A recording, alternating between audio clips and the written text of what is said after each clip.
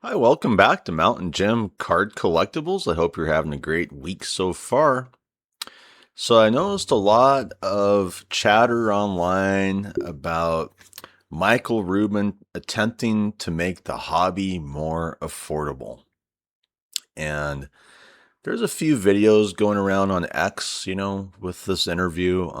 I chose this part of the interview to go over.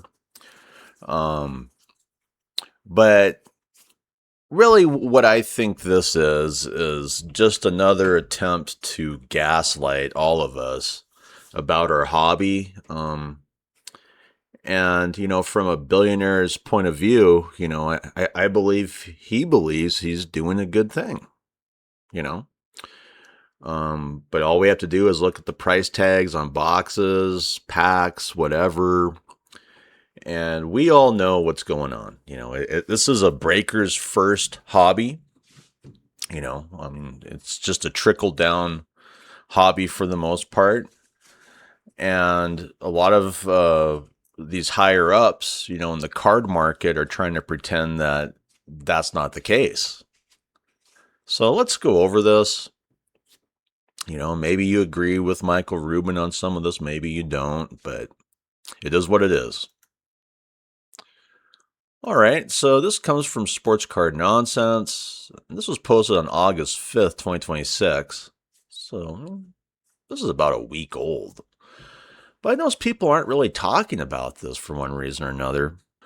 But like it says, Fanatics says it's serious about making the hobby more affordable. Michael Rubin explained that opening direct accounts with hobby shops has already helped lower prices by cutting out distributors, and he made one thing crystal clear. If a hobby shop is buying cases just to flip them, don't expect to keep your direct account for long. Okay. Well, I get that. So let's go over this interview. Boxes are valuable. Like they're cheap entry, that's perfect. But how do we make some hobby SKUs also entry? How do we affect that? We experimented where we cut the seal on the mega boxes. By the way, love it. Right. I don't think that's the end of it. It's a great step. And we learned a lot from that. So we're going to continue to learn. We're going to continue to experiment. And if it was easy and it was simple, sure, and there was a decision to be made without consequence, we would have done it, right? Yeah. So we want to do it the right way, and we want to continue to... But you're conscious of it still, which I like. Very conscious. Okay. Let's keep this real. When we bought Tops, I think it was 170 to 200 hobby shops. We now sell 1,200. Every one of those hobby shops comes in and tells us, we've met with dozens since we've been here in the last 2 days. Thank you for selling me directly. It's because of that we have a much better business. We can afford to give better pricing, lower pricing to customers. I've heard that from every single person who's come in. The direct account allows me to get better prices. I eliminated the distributors, which we've done in just about all cases. And directly selling the hobby shops, directly selling the breakers is actually lowering prices. If you have a hobby shop, we sell it to you to sell a collect. It's not for you to wholesale to somebody else. Which, by the way, I love it. I was in the breaking game, and that's what we did. I get my cases, I flip them, I'm done, and everybody's screwed. And you might find out, if you're a hobby shop and you flip our cases, you may not have an account in. Which I love. We report on it. Okay. Good. Because what we want to do is give you the best prices we can give you, and then have you treat collectors great. Yes. Okay, so there were important things stated in this interview that, to me, were just kind of swept under the rug. Okay, so what gets me about this post is it's made out to be such a great post, for LCSs and affordability for, collectors and consumers. But what they're not talking about, and you might have to rewind this and watch it a couple times, is what this guy says. This guy doing the interview with Michael Rubin. He says that, as a breaker, he was getting cases and flipping the cases. All right? And that was awesome as a breaking company. But then Michael Rubin's saying, as an LCS, you could lose your account. So is there a double standard here for LCSs versus breakers? Because if there is, to me, that's just such a major red flag now, isn't it? Now, the other issue that I have with this interview is the fact that, well, they are talking about direct to breaking companies, but they don't talk about that much, And instead they focus on their increase in direct to LCS accounts. They're kind of hiding the elephant in the room here in this interview. And what is that? It's this kind of double standard that I see with breaking companies versus LCSs. Now, really, when I put my antenna up on this interview, the focus really needs to be more about what he's saying about the breaking companies. And we'll go over the LCS stuff. It just feels like breaking companies are given this free reign, whereas LCSs have to, jump through all these hoops. And if they do anything wrong, like God forbid, they try to attempt to flip a case, well, they're going to lose their account. Does he believe that, to someone like me, that's cleaning up the sports card hobby or the sports card industry? No, it's not doing a damn thing. It really isn't. So let's see what people are saying. Laugh out loud. The fact you guys didn't press him with his BS blows my mind. Yeah, I mean, this is not like a hard interview, This is a soft interview. This is almost like PR or something, Used to be a reporter. And what I noticed about being a reporter is if you're doing your job and you're asking those tough questions, people do not like you. I mean, when I was a city county government reporter, the last city I was at, I was practically ran out of that town by the mayor, the city council. Why? Because I was doing my job and they did not like it.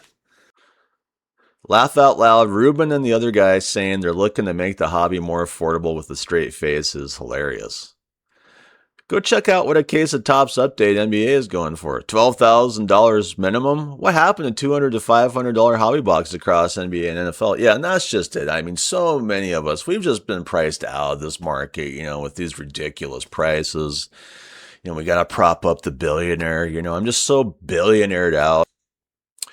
But that still doesn't stop the hobby shop from massively overcharging when an out-of-touch conversation. Retail price is still going up too.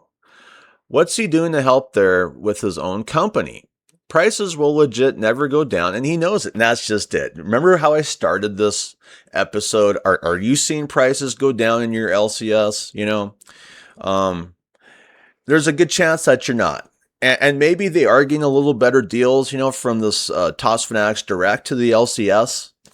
But the issue is, look at what's going on at the LCS. They're likely dealing with a lot of the same issues that I'm dealing with, High utility rates, a lot of LCSs have to pay leases or rents, and that's going up, There's a lot of things why an LCS may not push that price down to stay in business. That's the way business is. They have to pay for the lights. They have to pay for the lease. They have to pay for the gas to get to the shop, and then everything else on top of it. I used to believe I wanted to own a card shop, but more often than not, when I look at my LCS where I live, I almost feel like the guy's a magician, It's just like he's pulling rabbits out of his hat. I don't know how the hell to do that. It says here, hobby boxes are too expensive and don't give you anything better than an equal dollar amount of retail boxes, which are also too expensive. Breakers open all the good stuff. Can't grade lower end cards anymore. If you're not a millionaire, you're being priced out of the hobby. Yes, I feel that way too. I mean, it's just like, what happened to this hobby? Well, this hobby has really gone up to the wealthier classes under the rule of Michael Rubin. And we all know why. He's just another 1% billionaire, who's living that good life, got to have those big white parties, And hey, the sports leagues obviously like it as well. But what I don't understand about the sports leagues and, our current sports card hobby is it's like they're all deaf. They refuse to hear. They refuse to listen. It's just wake up, shill out more stuff. Hey, everything's hunky-dory for the billionaires, and everyone's just kind of struggling along going, well, I've been priced out in so many shapes and forms, even for grading, it's just, you have to really be wealthy to get your card graded if it's an awesome card. And to me, that's just too much, It's just another scam. I've gone over episodes about that as well. That, the way that their pricing grading is absolutely ridiculous. You shouldn't be grading on, the secondary market value of a card. You should just have a flat rate and put rules into effect of how that rate is paid, just like you would with a house on the housing market if you were dealing with an appraiser. I like this reply. What a joke. Keeping the hobby affordable would entail letting customers buy direct, but nope.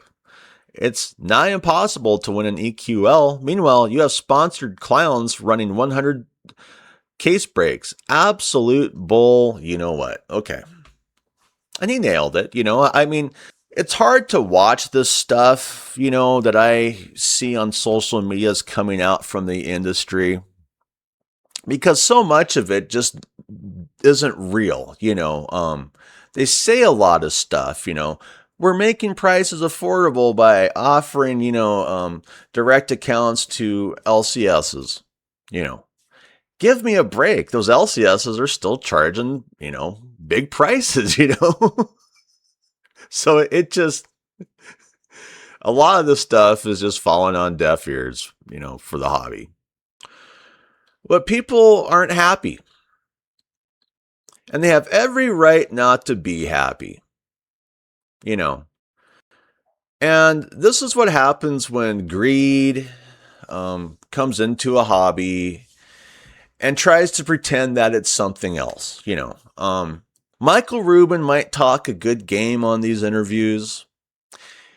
He might make it sound like he's really out there to help people, but everyone knows that this isn't helping anybody. If anything, it's just helping Michael Rubin get wealthier and wealthier so he can hang out with his big celebrity buddies and have his big white parties and continue to gaslight us about a hobby that he more or less destroyed. And what gets me is there's so many interviews being posted, I just chose this one. These interviews don't change any of it. I mean, that's just it. The only thing that's going to change things is if the sports leagues get out there, give us some more competition with licensed product. And actually, when we start to see prices on high quality products from Topps Fanatics get down to an affordable rate where they should be. And then they have to take it away from the breaking companies and give it back to the consumers. So anyway, I'd like to thank my viewers. If you haven't subscribed to my channel, if you could hit that subscription button, it would really help me out. And of course, I'd like to remind my subscribers that you are the only reason I'm doing this, because I'm still not monetized. So I'm very thankful that you subscribed to my channel. If you could give me a thumbs up, that would really help me out. Anyway, I hope you have a great day. I'm out of here. Bye.